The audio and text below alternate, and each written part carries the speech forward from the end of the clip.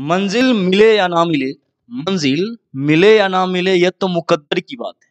मंजिल मिले या ना मिले यह तो मुकद्दर की बात है, हम कोशिश भी ना करें ये तो गलत बात है। जी हाँ दोस्तों, मैं निर्भय सर आप सभी का जेबीएम एकेडमी में स्वागत करता हूं और आज के इस लेक्चर वीडियो में हम लोग यूनिवर्सल इंडिकेटर के बारे में जानेंगे, समझेंगे, सीखेंगे। इसके रिगार्डिंग जितने सारे पॉइंट है सभी पॉइंट को कवर करने का कोशिश करेंगे। चलिए इसी शब्दों के साथ शुरुआत करते हैं और इस टॉपिक के बारे में जानने समझने का कोशिश करते हैं। यूनिवर्सल इंडिकेटर, सबसे पहले अगर बात किया जाए इंडिकेटर के बारे में, तो इंडिकेटर के बारे में हम लोग पढ़े थे और इस पे मैं एक स्पेशली एक वीडियो भी बनाया हूँ। इसमें इंडिकेटर क्या होते हैं और इंडिकेटर के टाइप्स, यानी नेचुरल इंडिकेटर और सिंथेटिक इंडिकेटर, ओल्फैक्टिव इंडिकेटर, इन तीनों इंडिकेटर के बारे में हम लोग जाने थे, समझे थे और सीखे भी थे। तो इन तीनों इंडिकेटर से क्या मदद मिलती थी कि हम लोग आसानी से एसिड और बेस को पहचानने में मदद मिलती थी। किसके कौन कौन से इंडिकेटर की मदद से? नेचुरल इंडिकेटर, सिंथेटिक इंडिकेटर और ओल्फैक्टिव इंडिकेटर। लेकिन इस इंडिकेटर में कुछ यूनिक है इन तीनों के मुकाबले। तो अगर हम बात करें यूनिवर्सल इंडिकेटर के बारे में, तो इसमें ये तीनों इंडिकेटर का एक प्रकार की कॉम्बिनेशन है। तो चलिए पहले एक एक पॉइंट को कवर कर लेते हैं। पहला पॉइंट पे ध्यान दीजिएगा, using a litmus paper, phenolphthalein, methyl orange, etc only the acidic or basic character of a solution can be determined।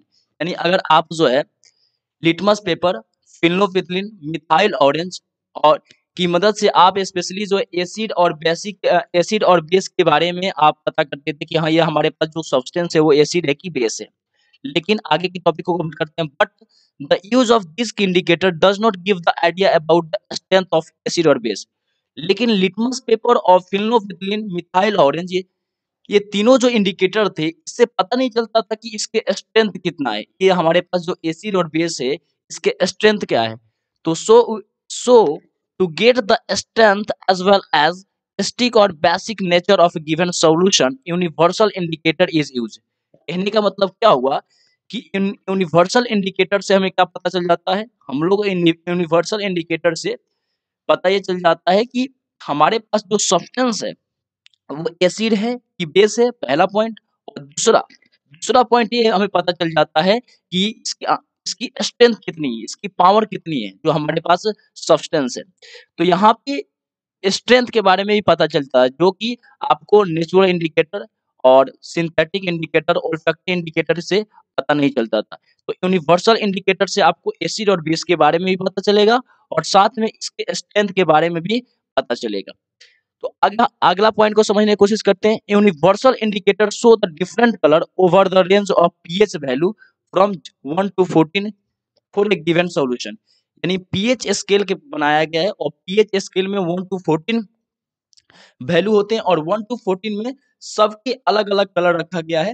इसको मैं पिक्चर अभी आपको दिखाऊंगा।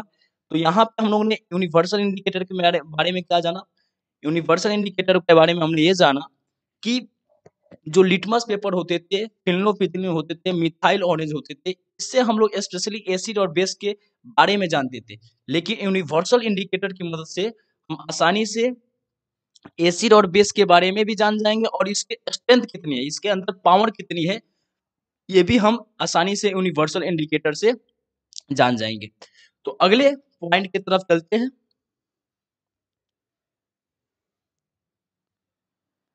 Universal indicator is available both in the form of strips and solution. यानी universal indicator जो है strips और solution दोनों के फॉर्म में अवेलेबल है। स्ट्रिप्स का मतलब होता है कागज या पट्टी के जैसा और सॉल्यूशन का मतलब आप तो जानते हैं। तो स्ट्रिप्स पट्टी के टर्म में यानी कागज कागज के टर्म में अवेलेबल है और सॉल्यूशन के फॉर्म में भी यूनिवर्सल इंडिकेटर अवेलेबल है। अगले पॉइंट को समझने की कोशिश करते हैं। तो यहाँ पे थोड़ा सा डिफिनेशन है, इसको भी समझ लीजिएगा। Universal indicator is a mixture of many different indicator which gives different color at pH value of entire pH scale. यहाँ पे देखिए जो pH वैल्यू आपको जो दिखाई दे रहा है, स्पेशली अगर हम बात करें ये वाला जो आपको दिखाने का कोशिश कर रहा हूँ, तो इसमें आपको याद रखेंगे कि अगर 1 to 6 वैल्यू आती है किसी भी सब्सटेंस का, तो वो एक प्रकार के एसिड होता है, याद रखेंगे, ठीक है ना। अगर पीएच वैल्यू उस सब्सटेंस की 7 आती है तो क्या होगा, न्यूट्रल होगा। न्यूट्रल का मतलब ना ही तो वो एसिड होगा ना ही तो वो बेस होगा। अगर वो 8 से 7 से ज्यादा और 14 8 to 14 आ रहा है तो क्या होगा, एल्कालीज यानी बेस होगा, याद रखेंगे। तो यहाँ पे स्ट्रॉन्ग एसिड और वीक एसिड भी आसानी से पहचान लेंगे। अगर 1 to 3 है तो स्ट्रॉन्ग एसिड, 4 5 6 है तो वीक एसिड। अगर 8 9 10 है, 8 9 10 है तो 8 9 10 है तो वीक बेस। अगर 12 12 13 14 अगर है तो क्या होगा, वो 12 13 14 अगर है स्पेशली क्या होगा, वो स्ट्रॉन्ग बेस होगा। तो यहाँ पे हम लोग ने ये जाना यूनिवर्सल इंडिकेटर के बारे में कि जो यूनिवर्सल इंडिकेटर जो होते हैं वो सभी इंडिकेटर का कॉम्बिनेशन होते हैं, और ये पीएच और विच गिव्स डिफरेंट कलर, यानी वो अलग अलग पीएच वैल्यू पे अलग अलग कलर जो है रिलीज करते हैं। तो यहाँ पे इस स्पेशली हम लोग यूनिवर्सल इंडिकेटर के बारे में जाने। उम्मीद करता हूँ ये लेक्चर वीडियो आपको समझ में आया होगा। Thank you for watching this video. Don't forget like share subscribe JVM academy YouTube channel.